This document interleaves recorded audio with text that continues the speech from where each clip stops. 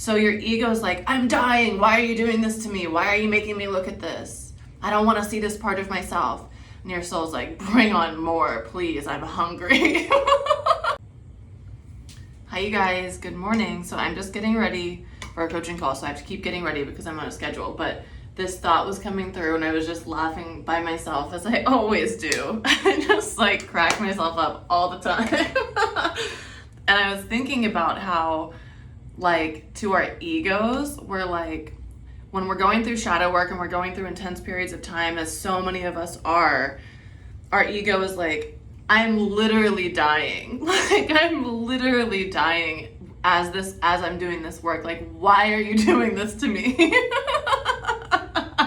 It's like so dramatic.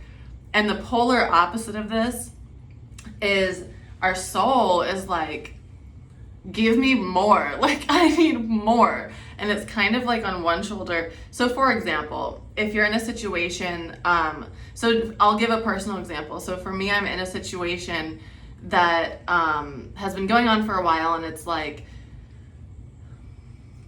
the situation that really amplifies all of the things that I need to work on.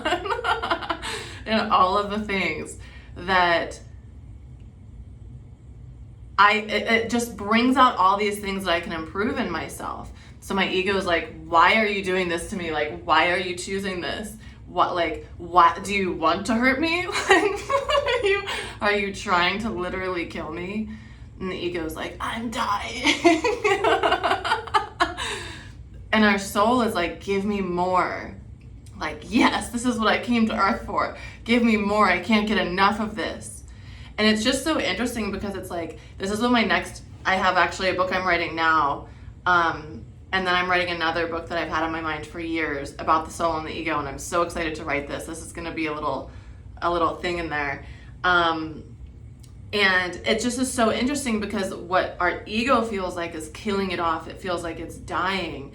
Our soul is like, yes, this is what I came here for. Like, your ego's dying off. This is the goal. This is the goal. We're not our personalities. We all have this God divinity within us, and that's what wants to shine. And we have all of these like personality problems. And like, it's not really so much our personality. It's that we attach to our personality and we attach to our ego, thinking that that's who we are. We think that I am Allie and I have dark hair and I tan and I like that's who we think that we are, but that's not who I am. Who I am is my vibration. Who I am is my essence that I give off. And when I die, if I come back into another body, it'll be that same essence, but it'll look very different. Maybe I'll be a man. Maybe I'll be a woman with blonde hair.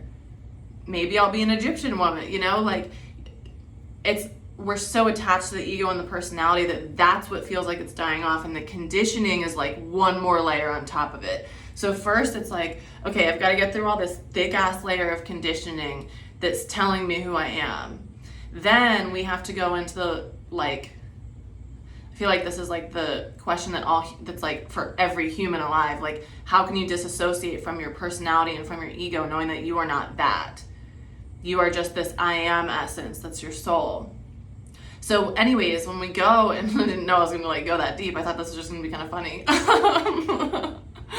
So when we go into those dark areas of ourselves, it's like, oh, I don't really want other people to see this part of me, or especially in relationship, like relationships highlight everything. You can't hide from anything in that dynamic. You can't hide from anything. It all will come up because we're always attracting people who are going to highlight those things in us.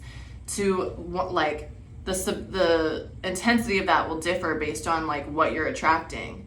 And so I'm like, I'm here for spiritual growth. I'm here for So of course, like, certain situations I attract are just like, my ego's like, I'm dying. Why are you doing this to me? My soul's like, I can't get enough. Let's go back. So anyways, I just wanted to share that because I thought it was funny and I was getting a good little giggle out of it this morning. But it's like, what's bad for your ego sometimes is really good for the soul. So just because something feels icky to go in, or you're crying a lot, or you're enraged because you're seeing these parts of yourself that you don't want to see, and you're like, ew, why am I this way?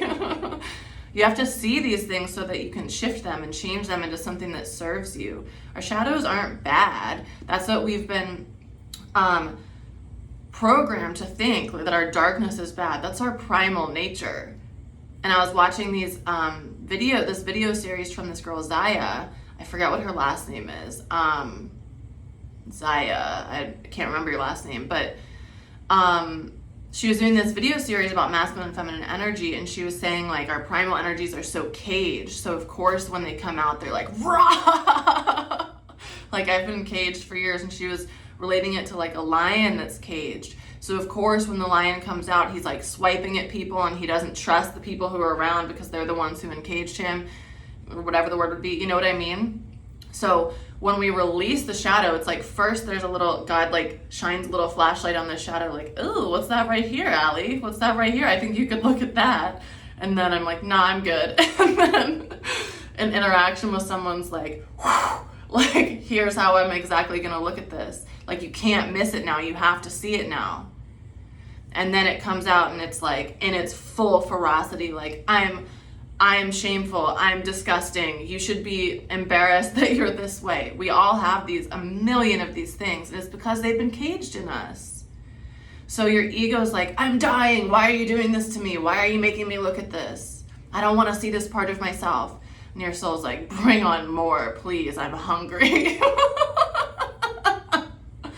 But until you do all this shadow work, I've got to get going because I have a coaching call soon that I have to get ready for. Until you start doing all of this shadow work, you're living as this, like, I don't say this with judgment, I say this because I did this for 20 years. You're living in this shell, not knowing who you are, not knowing what your purpose is, not knowing why you're here, not having any concept of divinity, even if you've gone to church every single week. If you're living in this shell where you don't acknowledge your primal shadows, and you're not acknowledging who you are in all of it, to me, you're not living. You're not truly experiencing life. You can only truly experience life when you crack yourself open to be able to be receptive to all of this beautiful energy. And when you're wearing 75 turtle shells around you, that energy can't even come in. Maybe it'll like get a glimpse in your eye and you'll be able to see something beautiful, but you can't experience it on a cellular level. So anyways, I need to finish getting ready and get ready for my coaching call. But that was just the message coming through this morning. So hope you have a beautiful rest of your day, and I'll talk to you soon. Also, I'm going to be filming after my coaching call, I'm going to film a new update in my Cosmic Insights Patreon membership, where every week or two, probably every week, I just started it, so we'll see. But I'm going to be doing energy updates. So I'm going to be putting a new energy update in there for the full moon, $8.88 a month.